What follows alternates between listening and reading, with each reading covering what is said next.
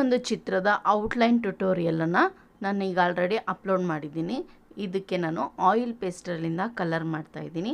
ನನ್ನ ಹತ್ರ ಕ್ಯಾಮಲ್ ಅವ್ರದ್ದು ಆಯಿಲ್ ಪೇಸ್ಟಲ್ಲಿದೆ. ಇದರಿಂದ ನಾನು ಇದನ್ನು ಕಲರಿಂಗ್ ಮಾಡ್ತಾಯಿದ್ದೀನಿ. ಬನ್ನಿ ಹೇಗೆ ಮಾಡೋದು ಅಂತ ನೋಡ್ತಾ ಹೋಗೋಣ.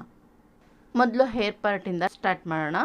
ಬ್ಲ್ಯಾಕ್ ಕಲರ್ ಆಯಿಲ್ ಪೇಸ್ಟಲ್ಲಿ ತೊಗೊಂಬಿಟ್ಟು ಅಪ್ಲೈ ಮಾಡ್ತಾ ಬರೋಣ.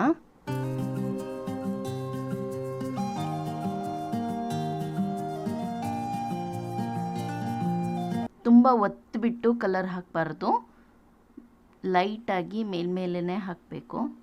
ಯಾಕಂದರೆ ಡಾರ್ಕಾಗಿ ಒತ್ತಿ ಹಾಕಿದ್ರೆ ಕಲರ್ ಅಲ್ಲೇ ಕುತ್ಕೊಂಡ್ಬಿಡುತ್ತೆ, ಸ್ಪ್ರೆಡ್ ಆಗೋದಿಲ್ಲ. ಹಾಗಾಗಿ ಲೈಟಾಗಿ ಹಾಕ್ತಾ ಹೋಗಬೇಕು.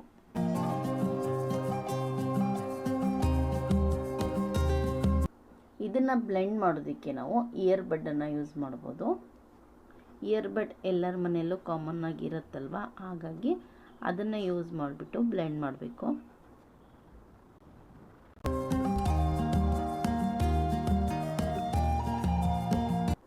ಎಲ್ಲೆಲ್ಲಿ ಲೈಟ್ ಶೇಡ್ ಇದೆಯೋ ಅಲ್ಲೆಲ್ಲಿ ಮೊದಲು ನಾವು ವೈಟ್ ಕಲರನ್ನು ಅಪ್ಲೈ ಮಾಡೋಣ. ಅದಾದಮೇಲೆ ಬ್ರೌನ್ ಕಲರನ್ನು ಹಾಕಿದ್ರೆ ಲೈಟ್ನೆಸ್ ನೀಟಾಗಿ ಹಾಗೆ ಕಾಣಿಸುತ್ತೆ. ನಿಮ್ಮ ಹತ್ರ ಯಾವ ರೆಫರೆನ್ಸ್ ಪಿಕ್ಚರ್ ಇರುತ್ತೋ ಅದನ್ನು ಅಬ್ಸರ್ವ್ ಮಾಡಬೇಕು. ಎಲ್ಲೆಲ್ಲಿ ಲೈಟ್ ಕಲರ್ ಇದೆಯೋ ಅಲ್ಲೆಲ್ಲ ಮೊದಲು ವೈಟನ್ನು ಅಪ್ಲೈ ಮಾಡಿಬಿಡಬೇಕು. ಯಾಕಂದರೆ ಮೊದಲೇ ನಾವು ಡಾರ್ಕ್ ಕಲರನ್ನು ಅಪ್ಲೈ ಮಾಡಿ ಆಮೇಲೆ ವೈಟ್ ಕಲರ್ ಹಾಕಿದ್ರೆ ಅಲ್ಲಿ ಲೈಟ್ ಕಲರ್ ಬರೋದು ತುಂಬ ಕಷ್ಟ ಆಗುತ್ತೆ. ಹಾಗಾಗಿ ನಾವು ಮೊದಲು ವೈಟ್ ಕಲರನ್ನು ಅಪ್ಲೈ ಮಾಡಿಕೊಳ್ಬೇಕು.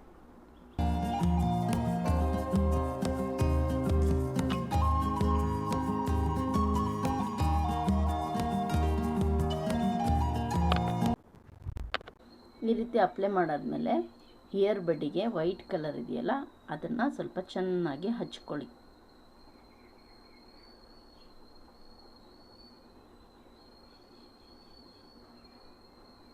ಈ ರೀತಿ ಹಚ್ಕೊಂಡಾದಮೇಲೆ ಬ್ಲೆಂಡ್ ಮಾಡಿ ಸ್ಮೂತಾಗಿ ಬರುತ್ತೆ.